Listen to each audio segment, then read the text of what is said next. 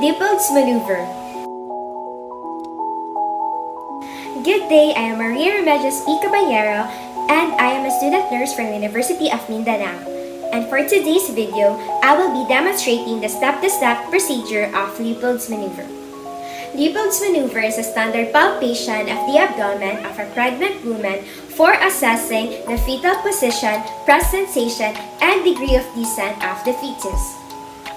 The purposes of LEOPOLD'S maneuver are: first, to determine the number of fetus; second is to identify the presentation, position, degree of descent, and attitude of the fetus; third is to identify the maximum intensity of fetal heart tone in relation to woman's abdomen. The materials needed are: first, pillow; second, tape measure to measure the fundic height; and third, stethoscope to locate the fetal heartbeat. So now, let's proceed to the step-by-step procedure of the LEOPOLD'S maneuver. So the first thing that you will do is that you will check the client's chart to check the doctor's order for the said procedure and to check client's condition and restrictions.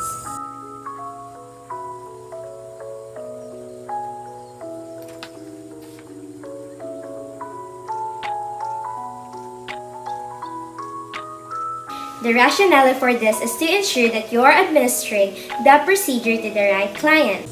Next is that you will explain the procedure to the client. Hi ma'am, good day. Yes, nurse, good day. So I am Remedios Cabañero, your student nurse for today.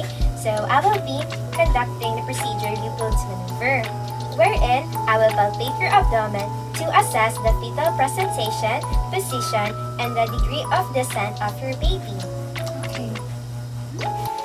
To elicit cooperation to the client, it reduces apprehension and encourages cooperation. Next is that we will do client assessment, wherein we will obtain the obstetrical history, the parity, the 4-Rabbit score, the EDC, the AUG, the fundic height, and we will also check the vital sign of the client. Ma'am, papila naman ka na buntis po? First. Wow, congrats ma'am. So first pa din, first time din mo ma'am, no? So next, ano ma'am, ilang months po? 4 months. 4 months, so nasa mga 16 weeks. Yeah. So, wala pa. And then, preterm pregnancy, wala pa din ma'am, first pa ma'am po ninyo. And then, abortion ma'am, sukad ma'am, wala pa ka nakapa-abort po. And then, so wala pa po kay living na anak, kaya since first pa man ni. And then ma'am, kanusta ka first day sa last ni mo na menstruation po? Maybe December 7. December 7. Oh, no, ayos mo po di kag-memory. Kadalasan mo makalimot sila, ma-struggle sa nag-memory. Actually, ang partner na akong ka-memorize video. Sana all. So, December 7, 2020. Yeah. Right? Sige po. So, in measuring the fundic height of the client, so, we will use the tape measure. We will use the centimeter side, and then we will measure from symphysis pubis to the top of the fundus. So symphysis pubis, so we will find top of the fundus. So we will feel one means around here.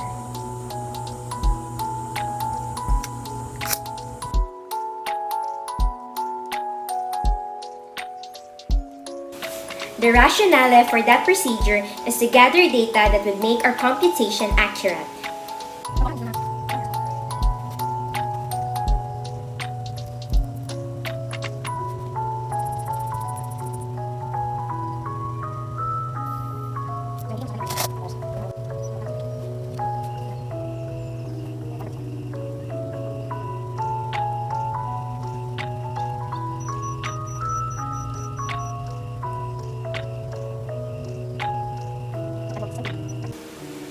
We will take client's vital sign to have a baseline data prior to the procedure for comparison purpose.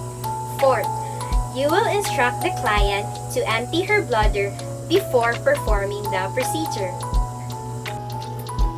Hi ma'am, baka gusto niyo munang pumunta sa comfort room before tayo mag-umpisa. It's okay, nurse. Nakatapos sila kami. Sige po. To avoid discomfort to the client and provide relaxation during the procedure. Next is that you will gather all the equipments needed and check for its completeness. Pillow, stethoscope, tape measure. to be organized and promote efficient time management. Do hand washing prior to the procedure.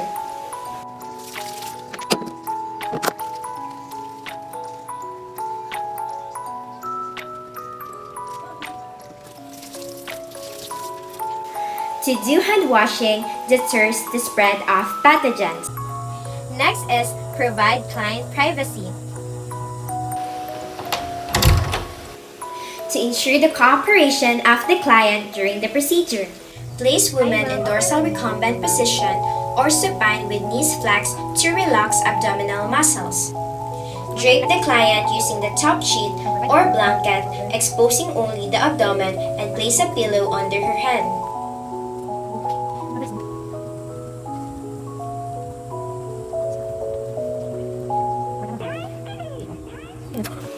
To have easy access during the maneuver, to make the client comfortable, and gain the cooperation of the client.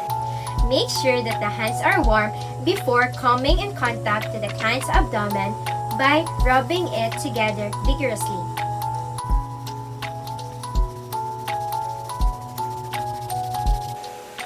To prevent starting the client and to produce warmth. So first maneuver, fundal grip. Using both hands facing the client, feel for the fetal part lying in the fundus, determine the shape, size, mobility, and consistency of what is being palpated.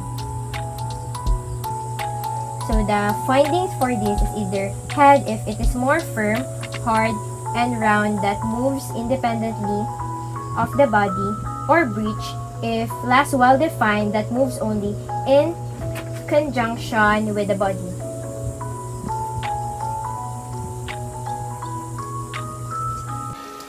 To avoid overreaching the client's abdomen and to be able to palpate the fundus of the client and feel the parts lying under. Second maneuver, umbilical grip. One hand is used to steady the uterus on one side of the abdomen while the other hand moves slightly on a circular motion from top to the lower segment of the uterus to feel for the fetal back and small fetal parts. So, use gentle but deep pressure.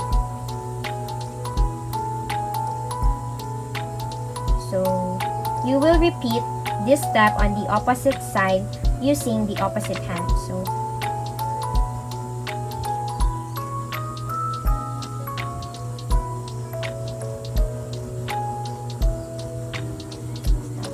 the findings for this is either fetal back or knees and elbows. So, for fetal back, it is smooth. If you feel smooth, hard, and resistant surface, while if it is knees and elbow of fetus, if we feel with a number of angular nodulation.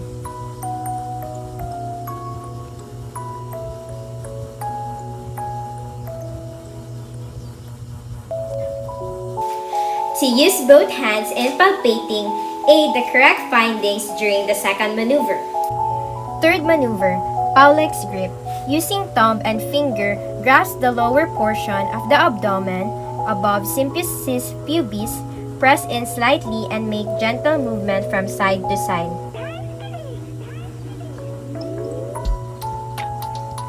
So the findings for this is that the presenting part is not engaged if it is not movable, but or it is not yet engaged if it is still movable.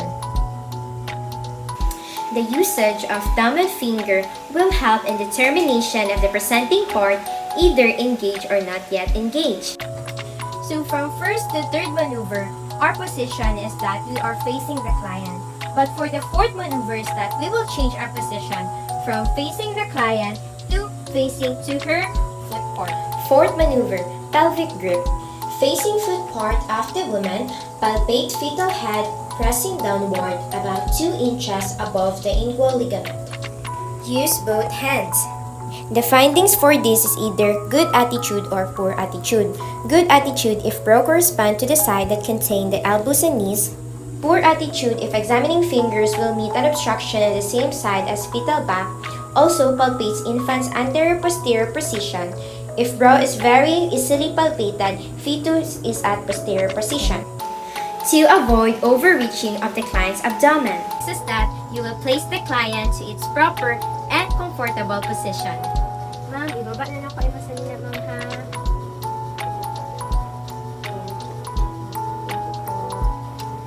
Pwede na ka, ma'am, ano, ma'am? Limpon po.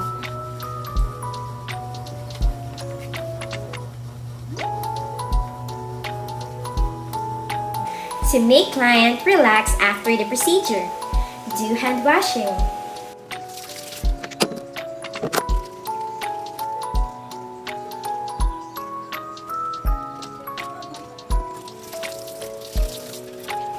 To reduce the transmission of microorganisms.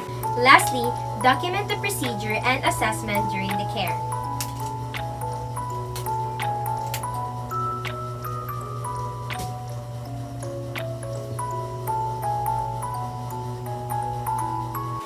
A careful record is important for documentation after client's care. The reporting and recording of information about the procedure must be accurate and timely for the continuity of care. So that would be all the step-by-step procedure of LEOPOLD'S maneuver. Again, this is Maria Remedios P. Cabañero, your student nurse signing off.